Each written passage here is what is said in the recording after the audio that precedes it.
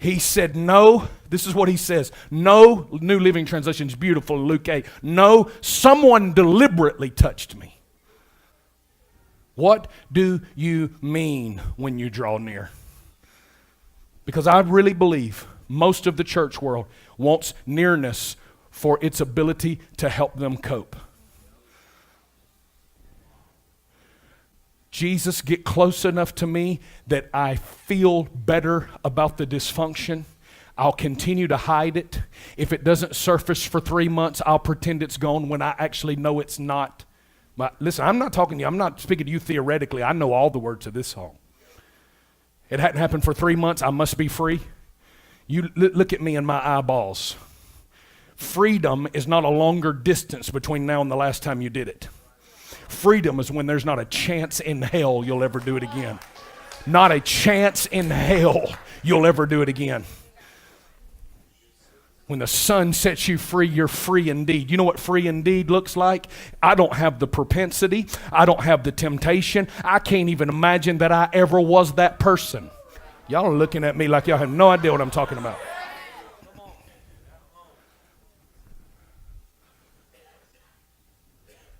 I'm telling you, you know what we did? We made grace God throwing up his hands when it's actually him rolling up his sleeves.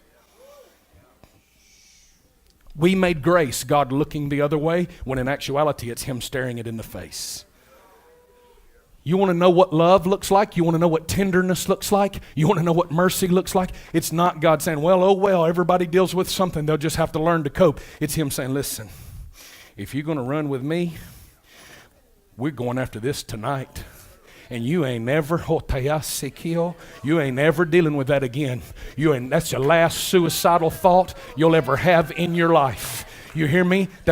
You hear me? You hear me? That's the last fit of rage you'll ever fly into in your life. That's the last time a pornographic image will ever speak to you from a computer screen in your life. Grace is not God throwing up his hands. It's God rolling up his sleeves.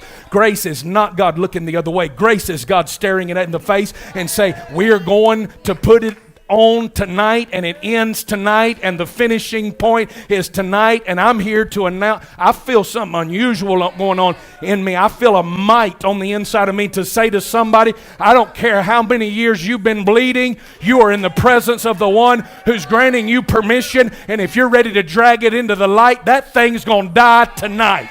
Come on.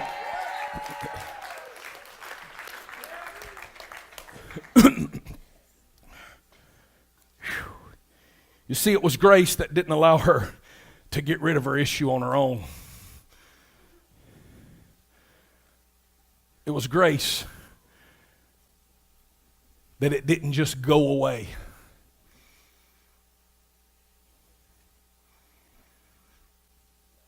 That's tough for somebody to process. It's grace, listen to this, it's grace that didn't allow her to get free through his representatives. Grace was trying to get her to Jesus himself. Not an apostle or a prophet or a pastor or a church or a revival, but Jesus himself. It was her Emmanuel moment, and this is where the grace for exclusivity resides. I can exclusively belong to Jesus because he is exclusively responsible for my breakthrough. I wasn't in a conference during March 3rd, 4th, and 5th, 2009 when this transformation happened to me. I wasn't standing in the presence of a preacher. I wasn't having hands laid on me. I wasn't on a prayer retreat. I was in the darkest night of my soul that I had ever been in, and I was on the verge of a breakthrough that when that breakthrough came and I had to tell the story about who I was before that breakthrough came, I would consider myself schizophrenic because it would sound like I'm talking about somebody else. It changed my personality. It changed the way I slept at night. Now, come on, I don't tell this story a lot, but I'm going to tell it to you right now. It gave me an encounter with peace that surpasses all understanding. It removed not just activity, it erased susceptibility.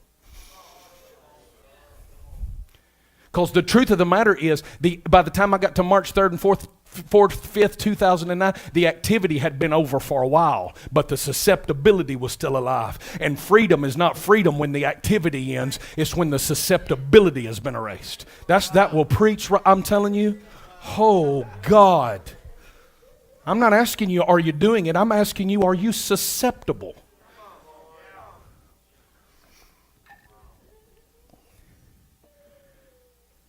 It was her Emmanuel moment. And this is where the grace for exclusivity resides. I believe Jesus knew exactly who touched him. I want you to get on your instruments, guys. Now, I want you to say something. Let me say something before you get on your instruments.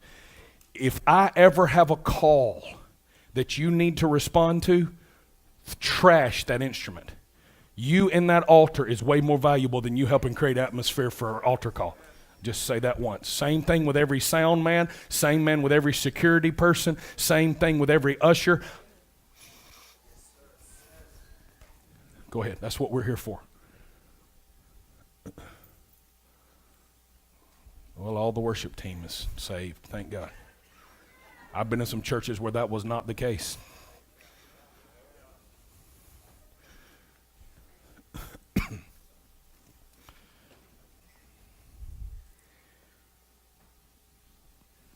If I may but touch the hem of his garment.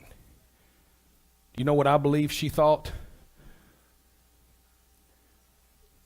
I believe she thought she was going to be healed and hidden. I think she thought she could sneak in, grab what she needed, and sneak right back out. But he loved her too much to let her breakthrough come on the fringes. I feel it all. I physically feel like oil on me tonight. I'm not trying to be weird. I'm just telling you what I feel. He loved her too much to let her breakthrough come in the dark on the fringes. See, he wasn't just healing her. He was restoring her and giving her forfeited community back. Because see, if she'd have touched him and snuck right back out and then tried to tell people she didn't have that issue anymore, nobody would have believed her. But he wasn't just trying to heal her, he was trying to sozo her. He was making her whole. He was going to put it back like it was before it was ever broken. He was wanting to do more than heal. He wanted to restore. Because he was there the first month when the bleeding didn't stop. He was there the 6th month when the bleeding didn't stop. He was there the 3rd year when the bleeding didn't stop. And he was there the 9th year when the bleeding didn't stop. And he was there the night before when she was making up her mind, this is going to be my moment. And I believe the whole time he was saying, you know what? I love you too much to let you get a breakthrough on the fringes. So he says, who touched me? I believe he knew exactly who touched him because I can't find a question heaven ever asked they didn't already know the answer to. One translation says he looked at her and said, who touched me? And she still tried to hide. And she still tried. Why? Because she'd been conditioned by way of her issue to stay in the shadows. He wasn't there to give her a breakthrough on the fringes. He was inviting this ostracized, soiled woman to become the very center of attention, his attention. See, what happens is when you go through extreme disappointment and you have extreme private issues and there's been extreme pain, you're just glad to be in the crowd. And he don't want you in the crowd. He wants you the center of his attention. And it's painful because it requires exposure. It's painful because it requires you to open up the parts on the inside of you that you think you're keeping yourself safe by keeping them locked up. But it's the parts of you you can't shout loud enough to get rid of, and it's the parts of you you can't dance hard enough to get rid of, and it's the parts of you you can't cry hard enough to see them go away. But if you'll ever take them into the light and say, oh, wretched man that I am, who will deliver me from this body of death? Yahweh is so attracted to that posture that he begins to grant permission for proximity that guarantees breakthrough. And this is what he wants for you. He doesn't want you coping on the fringes better than you were a year ago. Get this. I know you got to be tired, but I want you to get this last piece. He refuses to let you be better than you were a year ago on the fringes. He did not bring you here so it can be better than it was, so that you could learn to cope more effectively. So you know what? It used to be hell, and it's not quite as much hell as it used to be, so thank God it's not as bad as it used to be. I'm telling you, you got to get that out of your mind. He wants it on earth as it is in heaven. He wants the joy that religion told you was reserved for a millennial to be available to you tonight in one encounter. I never knew you could be this happy. I never knew anybody that felt as dirty as I felt could ever feel as happy as I feel. I never knew how quickly shame could evaporate. Come on, man. I never knew how quickly guilt could just be absorbed into the atmosphere of His goodness. And you could, in one moment, feel like the most guilty individual that ever lived, and in the next moment, feel like you're His favorite.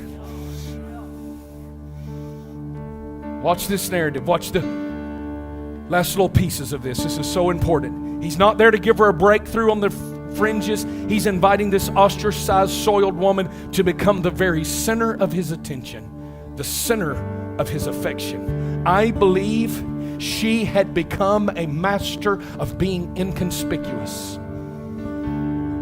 Have you?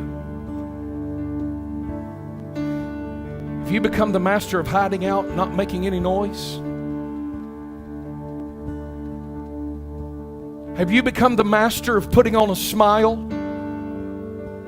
Have you become a master of saying all the right things and looking the part and dressing the part? But on the inside of you, there's a private issue that you know if Jesus doesn't fix it, I don't know how much longer we can go.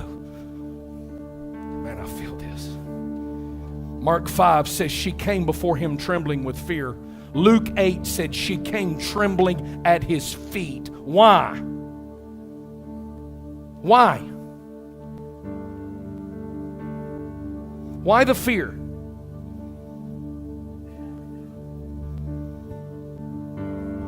Because now he's unclean. I don't believe after she touches him, she thinks he's about to celebrate her. I think she thinks she's about to get exposed because she just made Jesus unclean.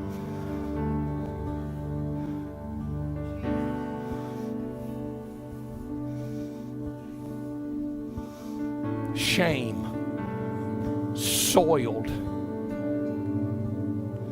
I remember crying out to God and saying, God, I don't want to hurt your name, but I'm an imposter.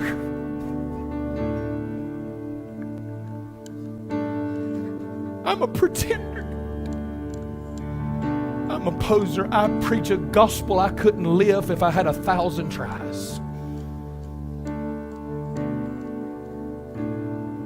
He said, you come right up here and touch me. And when you and I have a collision of encounter, I'm not going to get what's on you, son. You're going to get what's on me. Because what is on me to a higher measure than what is on you is on you. I'm more infected with righteousness than you could ever be infected with shame. My breakthrough is preeminent over your issue, and I don't care how bad your issue is, and I don't care how long you've had it. What's in me is bigger than what's in you, and when you and I collide, I'll take what they can talk about me all they want. Come on, they'd already done it with another woman came and washed his feet. And they said if he knew what manner of woman, he knew exactly what manner of woman that was. He just also knew what manner of man he was. And he knew when the exchange was over, he wasn't going to be soiled. She was going to be made whole.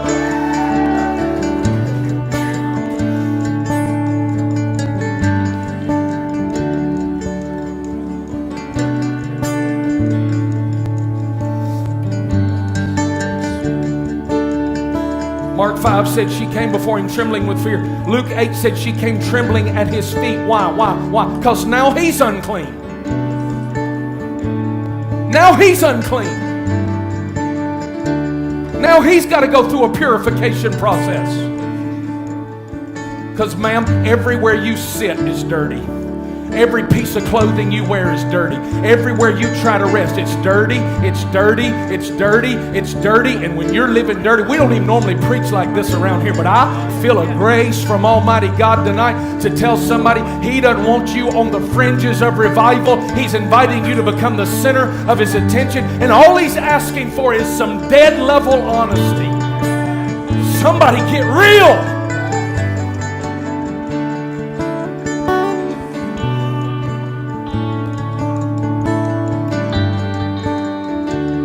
Luke said she told him the details. So he knew. But I believe he knew before he got her to tell him the details. I believe he required her to tell him the details. So when he made the announcement that she had been made whole, it would be a declaration to everybody around her that it is illegal for you to see her the way you saw her before this encounter. And I'm telling you this, it's illegal for you to ever see yourself the way you saw yourself before this encounter. Whatever her name, listen, y'all know me. Her name is not the woman with the issue of blood. Her name is a transformed woman who's been made whole, who's now ready for intimacy and reproduction. She used to be a soiled woman. Now she's a pure bride, ready to be married to the groom for whom she was designed. Here's the breakthrough. His response to her would shift everything. Not just heal her issue, but restore her identity. The identity that had been stolen by her issue. Mark 5. Jesus said to her, "Daughter."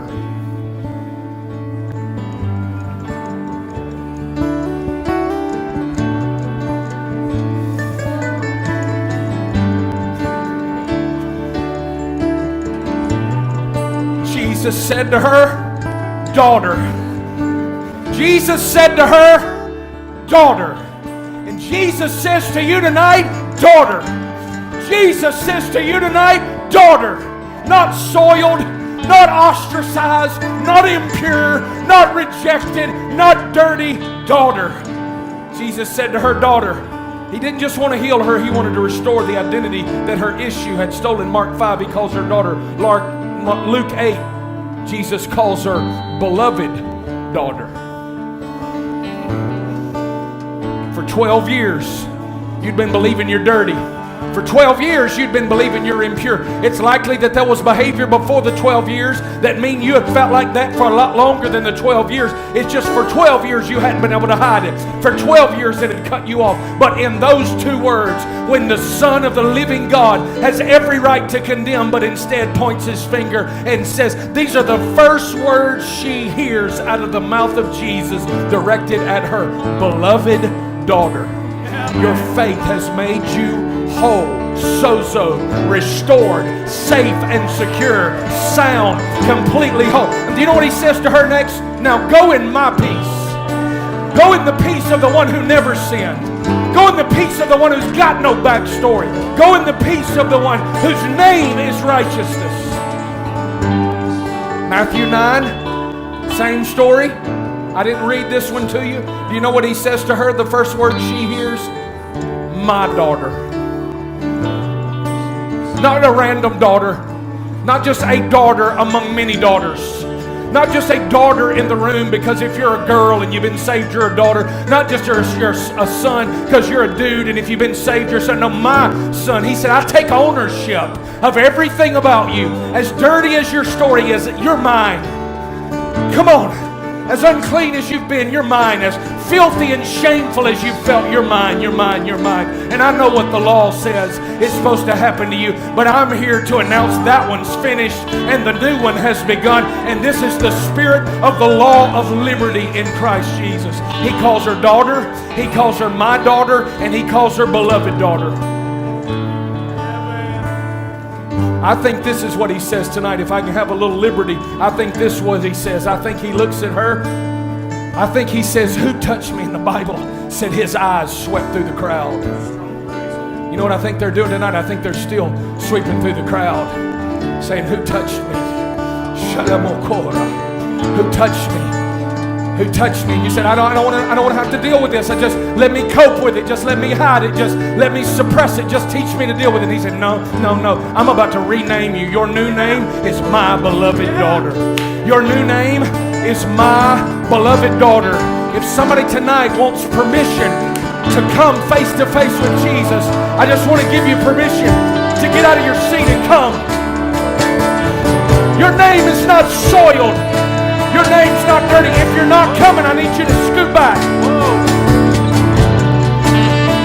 Oh! Somebody stand on your feet. Lift your hands.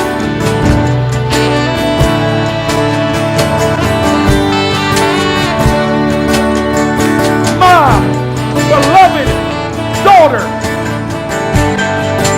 My beloved daughter, I call you out of shame. I call you out of the shame tonight. I break the lie of shame off of you in Jesus' name. Hey!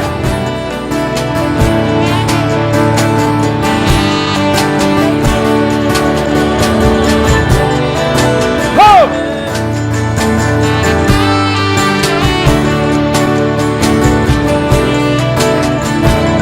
Just have a meal in the aisleway right there. Just have a meal right where you are. Come on, build an altar right there. My beloved daughter. Oh, I'm changing your name. I'm wiping away the shame. I feel breakthrough in here tonight. Come on.